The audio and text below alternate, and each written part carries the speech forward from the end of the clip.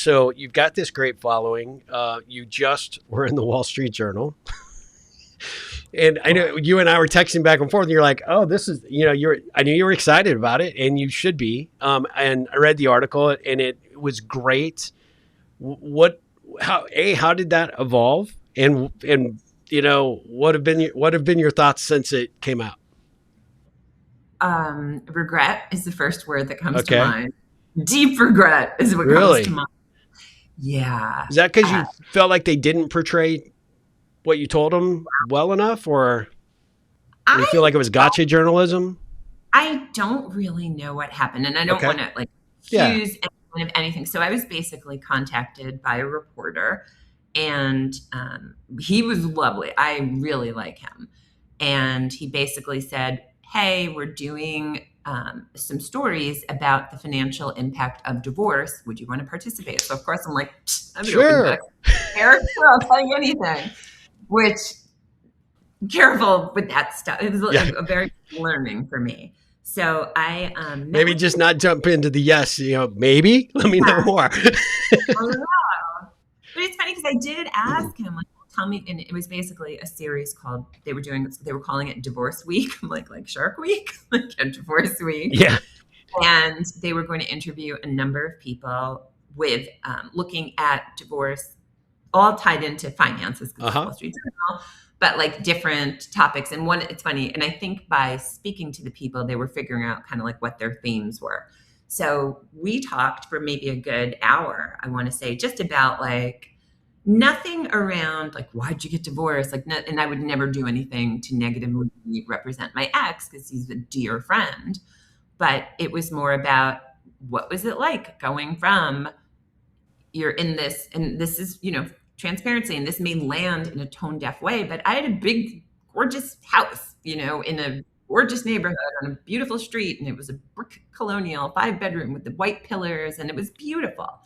And it And was to one of be those, clear, just like as you're framing that, because the things that pissed me off about the comments I saw, you earned that. Like you were contributing to what that was. I mean, that isn't just like, oh, I had it and I lost it. That was you. You had investment there in your own contribution. So I thank just you want to for reaffirm that for you. So I forget all of the assumptions because the reality is, I've been in sales my whole life. I was in a very lucrative, I was lucky. I was happened to be really good in this one sweet spot in sales at the time. I was in there at the right time and I made a lot of money.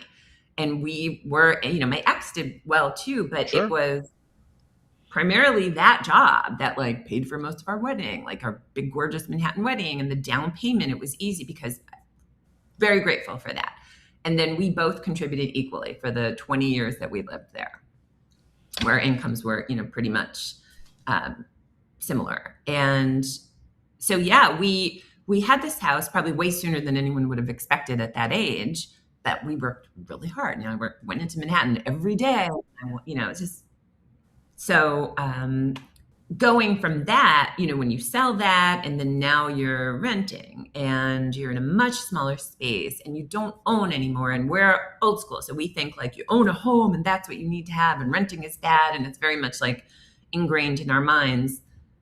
Not That sure was if our that's generation. I mean, it's a generational thing. my Yep. mother still is like very Yeah. unhappy with renting. So there's like that stigma. So just downsizing. So I think my theme was, after he spoke to me a bunch of times, mine was going to be downsizing.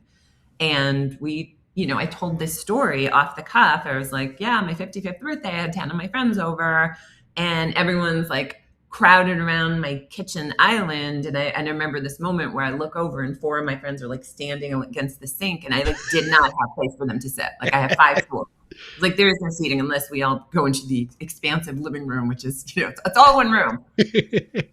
So I was like telling the story about how, yeah, like in my old house, I used to have parties all the time. So that's how the story opened, Yeah. with that. But the whole theme, and I asked him, we talked about it, and the whole angle was, it was always going to be, what's it like from how you look at your finances, how you plan out expenses, things that you didn't have to think about before that maybe your husband, just it was through that lens. And that is not how it came out. And it was exciting because I was like, oh, the Wall Street Journal. Ooh. And they're like, we're going to have a photo shoot. And I'm like, a photo shoot? And these two photographers came over, and I'm like, of course, I'm like, They're great pics. I mean, yeah. yeah. Me, sure. Yeah. And I was a photographer, so I used to be a photographer also, and I just love that whole thing. And these lovely, wonderful photographers came over, and they got it.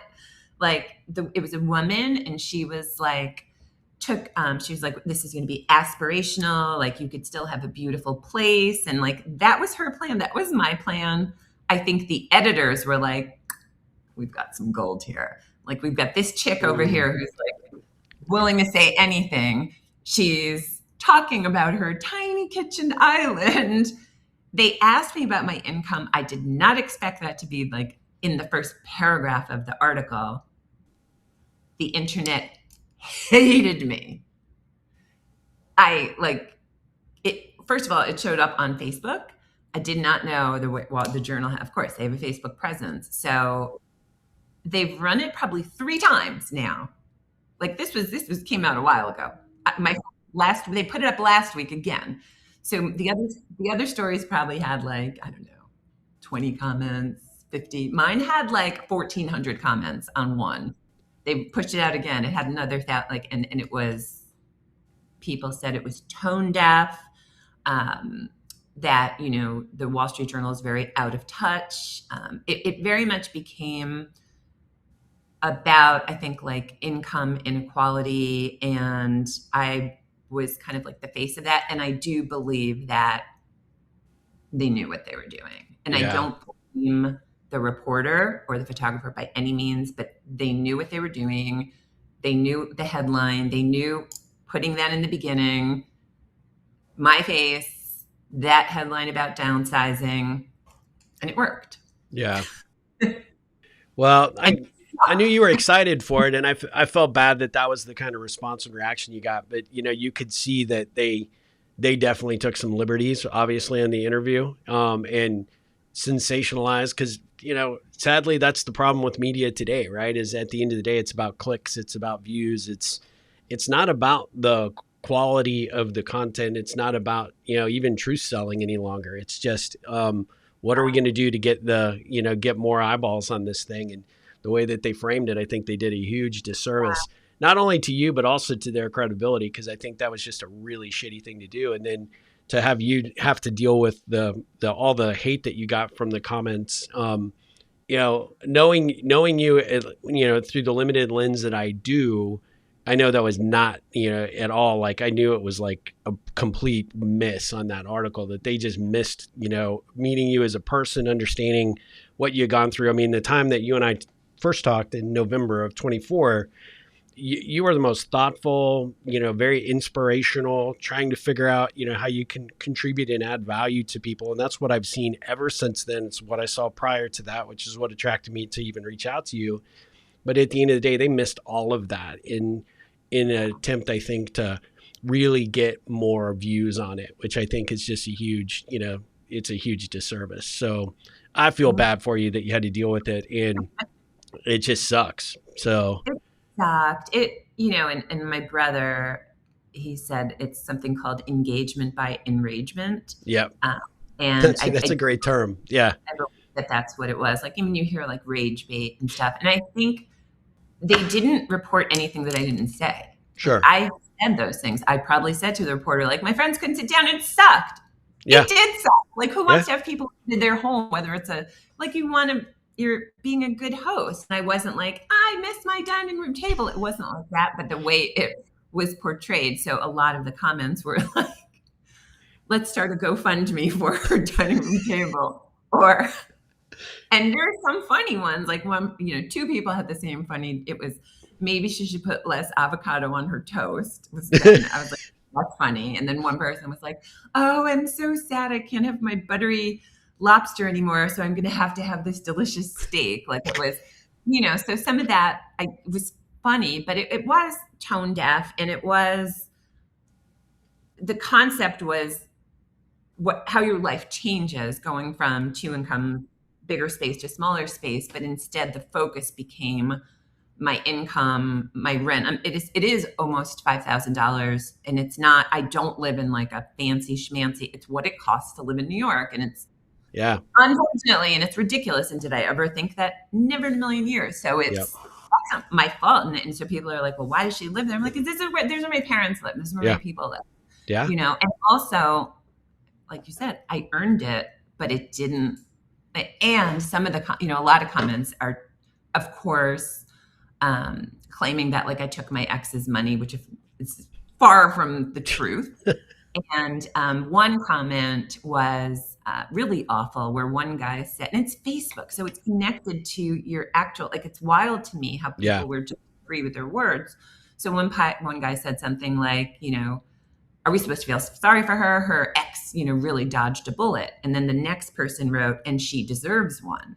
And like 50 people like that comment. Nice. And I'm like, Jesus, like, is this what, and I'm not trying to, but you hear about people getting like death threats, like celebrities. And like, I'm like, I see, and not that that's a credible thing, but, and I had this experience before where when I first was talking about my divorce, when I first started out, I was talking about dating, and I was talking about my first dates, and, very publicly, very sex positive, if you will, like very open about just everything as a, woman in my 50s, what it's like to go out and date a man. And both of us have been in marriages before, and just that whole experience and the stories. And then, so I had 4 different people send me links to YouTube accounts that I did not know existed. And they're run by men, and it's like a cartoon face. So it's not even their face, and a fake voice. And, they would take content of all these women, so anything about breakups, divorce, like anything with women, and string them together. So there were probably, they probably took like 5 of my videos and made different posts. And then they would pause the video and say like, fellas, can you believe this woman? She has the audacity, and like thousands upon thousands of comments underneath these videos, clicks, monetized. And it's not even the monetization, but it's just like the monstrous things. And they all said the same thing. She took her husband's money. He's probably with someone younger. He's so much luckier now. And then they would talk about how I look. They would, say disparaging things. And one guy took an entire video of mine, put it on X, on Twitter, and he got 1.4 million views. Oh my God. Thousands and thousands of comments. So I've been through all of that, but those things are more anonymous, like, because it's people on YouTube in like the, creepy parts of the internet. Yeah. But to see it on like Facebook and on LinkedIn, it's on LinkedIn, on Instagram, on, where it's connected to real people. And it's like, that really hurt my feelings. And I can say like, I'm badass, whatever, but that was rough and disappointing. That was never my intent. It's horrible that you had to go through that. And it's horrible that people feel like they can just say anything that they want on any of these platforms, and there's no ramifications for that. I mean, at the end of the day, these keyboard warriors, when you think about it, it's like, it's easy for someone like me to say like, that stuff doesn't matter. You can ignore that, right? No, bullshit. That hurts. That hurts bad. And, for someone that, has the type of career that you have and the kind of impact that could have in terms of, just you professionally, that's got to be a concern. Obviously, the fact that, people look at something like the Wall Street Journal article that happened most recently, being the, sort of this truth sayer that they supposedly always are. And then they sensationalize this BS that they did. It really broke my heart for you just because of that. And then, you compound that with people that just feel empowered to say any damn thing that crosses their mind. It's just not right. But I want you to know you're an absolute badass. I think what you're doing out there in the world is just so necessary and needed.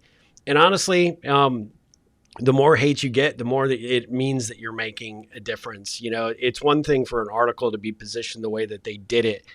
The other piece is that people can hate on you online because you're doing the things they don't have the courage to do. And I think that is something that you you definitely should take solace in. And not that anybody wants hate. No, nobody wants to, have to see these things about themselves. But at the end of the day, you also have to consider the source, from, these individuals that just feel like their Yeah. entire purpose in life is to make somebody else's day shitty. It's sad. It's really sad. And it's more an indictment of them than it is of anybody that they go after. But, at the end of the Right. day, it's still hard when you're the person that's the target.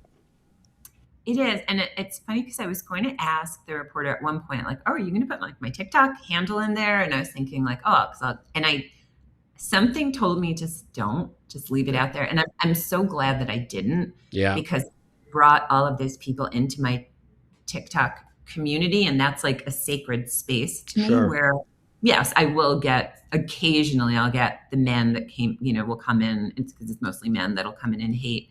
But I think if that had happened, I would have shut my account down. I think I would have been like, yeah, I'm out, because I get less and less of those comments now on my TikToks.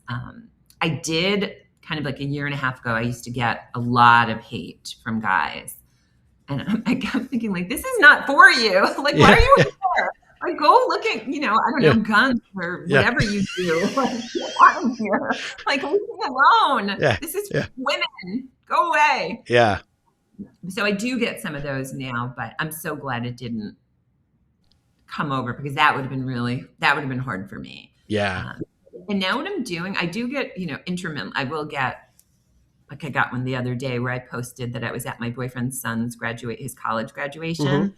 And I was saying like, this is a real experience right now. Like, this is not my son, but I'm there at his college graduation. I love him, but I'm not his mother. Yeah. It's different. My boyfriend partner. So it's like, where do I fit in? Like, what role am I playing? But I'm so excited to be here. So I just was like sharing, like, I'm at the graduation, and one person commented like, I don't understand why people feel the need to record, just be present, or like, it was kind of a nasty comment. And then I was like, I don't understand, so I think what I'm going to start doing is just being like, I don't understand why you would take the time to do that. Like, yeah, I don't understand why you feel the need to actually comment. If you don't like it, scroll on by.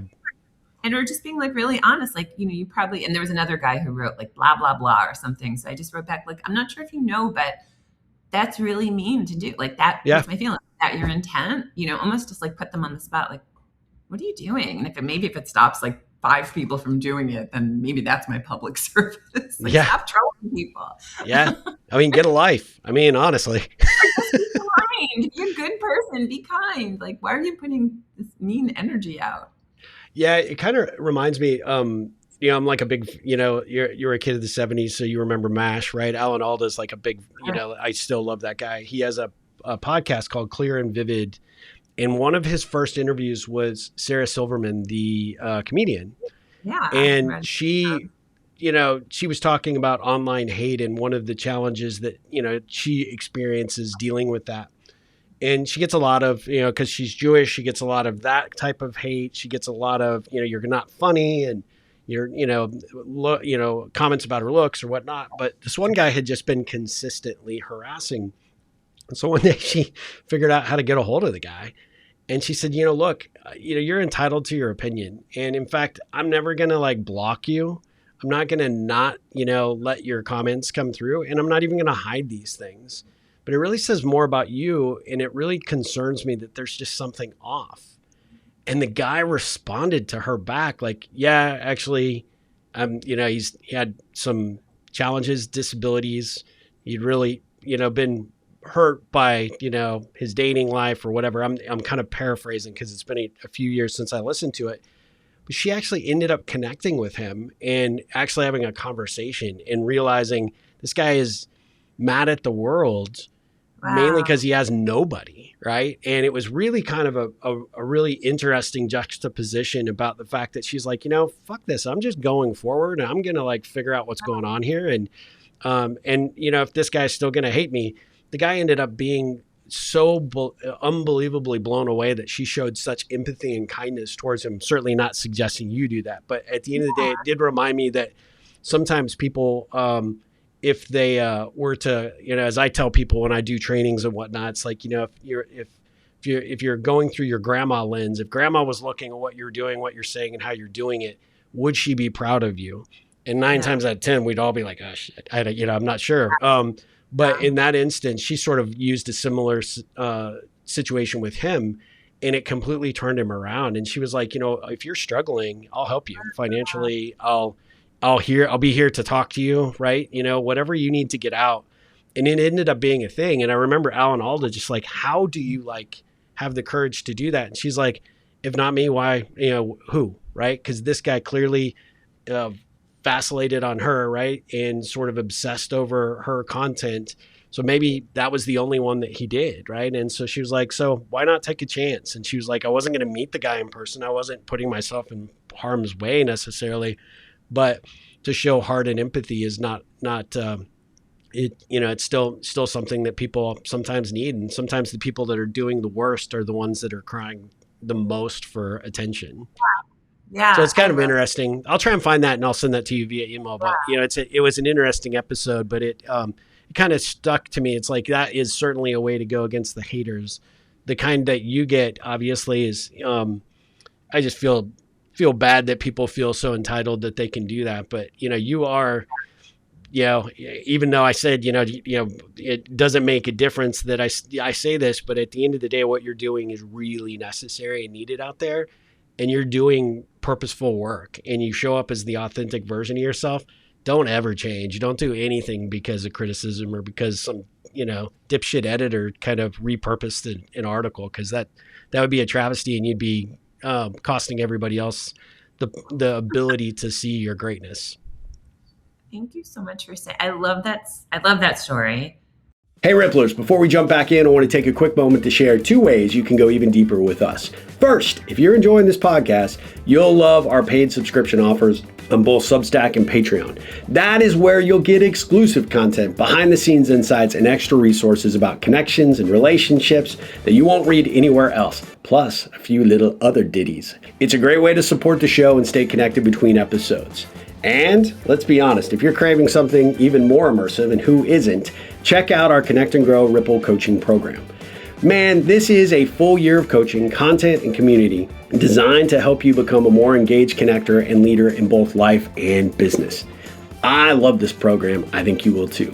You'll join a vibrant community of like-minded Ripplers to gain access to master classes led by dynamic experts, including me, attend live workshops, group coaching sessions, and get the accountability and actionable strategies you need to build more meaningful relationships to create an even bigger ripple effect out there in the world, which who doesn't want that? You can find the links in the show notes to sign up today. Hope to see you over there. Ripple on. It's funny because I did feel empathy for the YouTube guys, for sure. Mm-hmm. I was like, these guys, they were so, I know there's like the manosphere and, toxic masculinity and all that stuff. And it was obviously, I kept my joke was like, I found the people that stormed the Capitol. Like I found you, that's where they are. You're looking for them. But you could feel just like the anger and there's something there. And I think I have thought like there's a bigger story here. And I think it is tied into, obviously, because there's a whole movement of like women who don't want to get married again and don't want to even date again because they're peaceful and they're happy and they just feel like I've got my friends, I've got my whatever it is. And women, the reality is that, the whole marriage as an institution and the evolution of it. And I just saw this Oprah on her podcast about, it was gray divorces and it was really great. And it was about just the divorce rates for people in their 50s. I don't remember if it's like, I don't know. I forgot the statistics, but it was wild. Huge. Yeah, it's pretty big. Yeah, huge. Yeah. And just speaks to, and it maybe how men are feeling. And I think, so I do try to have some compassion around, I always try to think like people do the best with what they have. So I don't know what that person's situation is. And, so thankful. I had a beautiful upbringing, an amazing family, and maybe they didn't. And, I got divorced, but my ex is a good person and I didn't have. And you're still friends. That's a hell of a testament right there to the relationship. So it just changed phases, right? It's just, and a lot of people can't even understand how that works. But at the end of the day, you're actually setting an example for anybody to be like, this is what's possible, right? This could happen if you're willing to get out of your own way to let it happen, right? I think everybody has this tendency to like drop the battle lines and, who's right and who's wrong. At the end of the day, who gives a crap, right? It's a circumstance that needed to happen. It's a change in life. It's not comfortable. It's not happy. But if you allow yourself the space, not only can you heal, but you could also heal that relationship in a way that is pretty inspirational. Oh, I love how you just framed that. Yeah, because people don't understand it. And they're like, how could you be friends? And I kind of felt like, am I weird that I'm friends with my ex? But it's my life. Like, this is my reality. And I'm not going to not, I'm always going to care about him. I'm always going to want that. Of course. He's my father. He's my, my parents, that's their other son. Like, he's part of the fabric, of our lives, so to speak. And I want the best for him. And I hate that it didn't work out with us, but I want, ultimately, I care about him. And I think that's, people can't wrap their brain around it because they think divorce means bad and you hate that person. And it's like, it doesn't, sometimes, unfortunately, but thank God it isn't that for me. Yeah, that's great. I mean, I think that's technically, really a blessing, that you guys have found that space together. And, like you said about the people that, sort of say, hey, I don't want to go through that again, or I'm comfortable, I'm good with the environment that I'm in right now. I think the biggest thing that I think, especially in the reason I think people in our generation that are kind of coming to realize is, I mean, you remember when we were kids, like we would think 50 was like freaking ancient, right? It's like now, like at this age, it's like I still have, I'm still like a 5-year-old kid sometimes. But I think where we come into our own presence and authenticity as individuals, I think really starts to happen in our 50s, because we start to recognize where we really want to be. And where we want to be is happy with the one relationship that is the most important, which is with ourselves. And I think that those that have to define themselves by labels or expectations or whatever society norms are, I think the people that can get past that and eclipse that and be like, hey, look, if I find it, great. If I don't, it's okay too. But at the end of the day, I want to be able to be present with myself, whether I'm with my friends or I'm out in a social setting, or if I'm sitting, at home in an apartment. I'm just happy and content that I've found that pace of my life, which I really deserve at this point, because at the end of the day, I've spent so much time absorbed around kids or, another, relationship like a spouse. It's really good to have that presence of mind to stop and say, I'm good. And this is where I want to be. And, what happens in the future is really unpredictable, but where I'm at right now is really a place that fulfills me. Yeah. Yeah. Yeah. And I'm, I'm happy for the people that are in that space. I was just never, like, when I did get divorced, I wanted to find someone. Like I wanted to, like, I wanted that romantic love. And I would always marvel at my friends where I'm like, why aren't you guys dating? Why aren't you on the apps? Why aren't you out there? Why aren't you this and that? And then after going through it for a while, then I understood. I'm like, now I know why. Yeah. Now I know, because my most peaceful, happiest times were when I was not going on dates or being or liking someone. Yeah. So I get it. But I just, I think there are some people that want that, are going to continue to pursue that. Mass amount of people that are like, I'm good.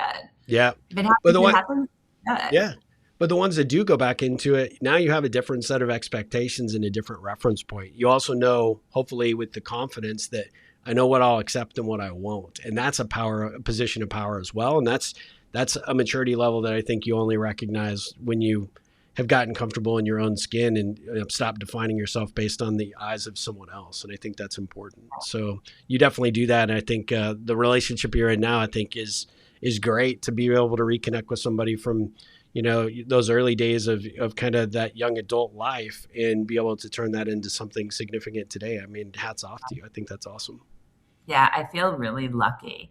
And it's very difficult to be in a relationship after you've been married and you have all your stuff, and, being at this age, coming together with someone it is not easy by any means. And it's very easy to just be like, forget it. I'm not doing this because it's too hard.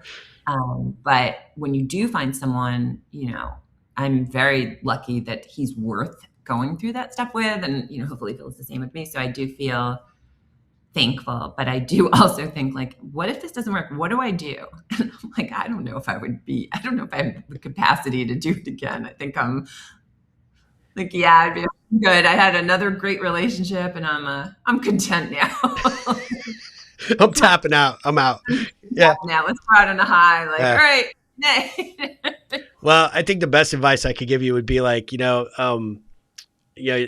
just enjoy the ride now. It doesn't really matter what happens down the road. I mean, worrying about, whether China's going to invade. I mean, we could all be freaking out over that, but does that serve any purpose in our life today? No. I mean, the reality is you just got to live for the moment. And, as long as you're having fun and enjoying the experience of this other person, and, see where it goes, and if it works, great. If it doesn't, there'll be somebody else out there. So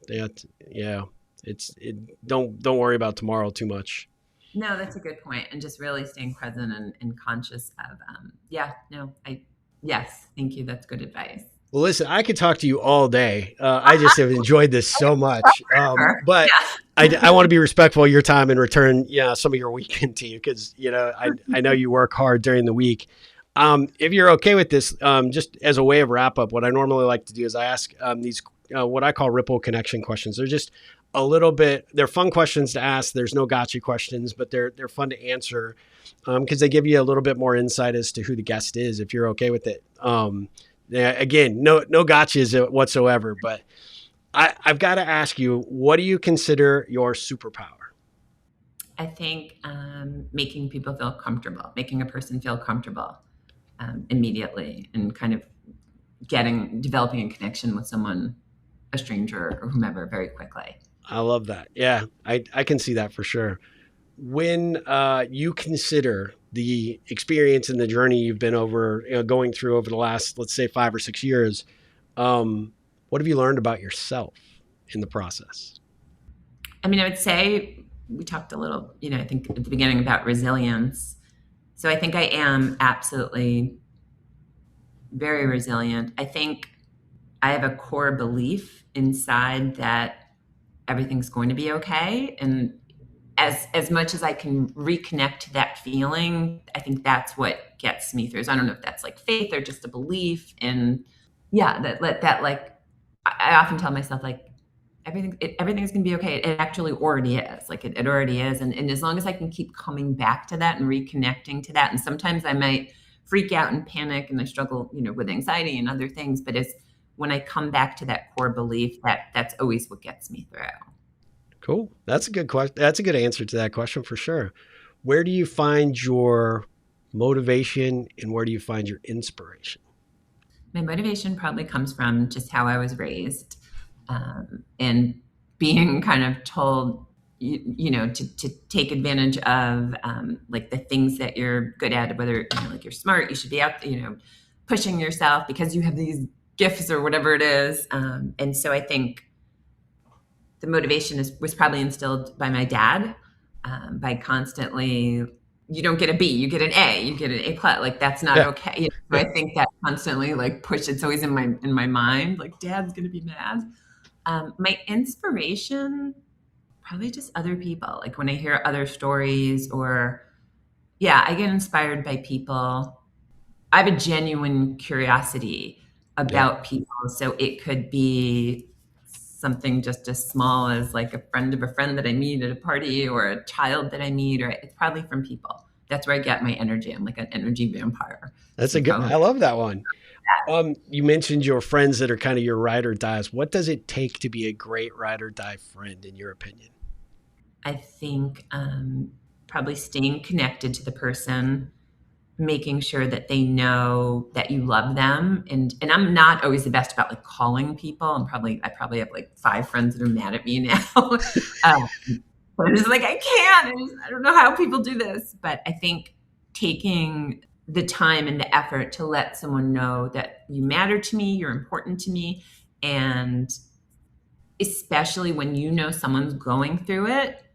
Like I have a friend right now that's going through something really painful, and I sent her a voice note this week just to be like, I think you are so freaking incredible and brilliant and smart and beautiful. And I just love you so much. And I hope you know how much we all love you. And I was kind of like, is this corny to send? Like, Nope. she's a friend. She's not like one of my best friends, but I like she's become close. And I was like, and I'm just going to send it. And then she shared something back with me that she struggles with like anxiety or panic. And I struggle with panic. So then I told her like how to do this breathing technique. And so even though sometimes it might be uncomfortable for you, put yourself out there, take the risk. I love to that. show that person. That's such a great response and great feedback in terms of how to be a good friend. You are clearly that. And by the way, I think voice notes are one of the best ways. I mean, texts are, I wish we didn't have them. Right? At the end of the day, the voice notes, there's just something about hearing the other person's voice. And even if you're just saying, hey, look, I was just thinking about you, wanted to let you know you don't need to call me back. You don't need to reach back out. I just want to let you know you're important to me, and I was just thinking about you. Those things just have a way to make a complete difference in somebody's day. So definitely not corny. I highly encourage it. So yeah. If you could give one piece of advice that everybody would see on the way into Manhattan or driving into work or on the way to school and home at night, what would that advice be if it was on a billboard? I mean, I talk a lot about relationships and marriage, and I'm very fascinated just by the whole thing. Like what makes for a good relationship and why do some people, God, but if I had to distill it down, I mean, there's that cliche of like, okay, I would say something like, don't think you're better than divorce, because you're not. Yep. Like it's not, because I was the person who was like, we're never going to get divorced. Like we don't ever want to, and it's just, you might think it's never going to be me and this and that. And it's just, then you just don't know what's ahead of you. So I think, don't think you're above it. Yeah, that's good. That's really good. Advice, but yeah. Yeah, no, I mean, I like that for sure. When you hear the term, the ripple effect, what does that bring up for you? What does that conjure up?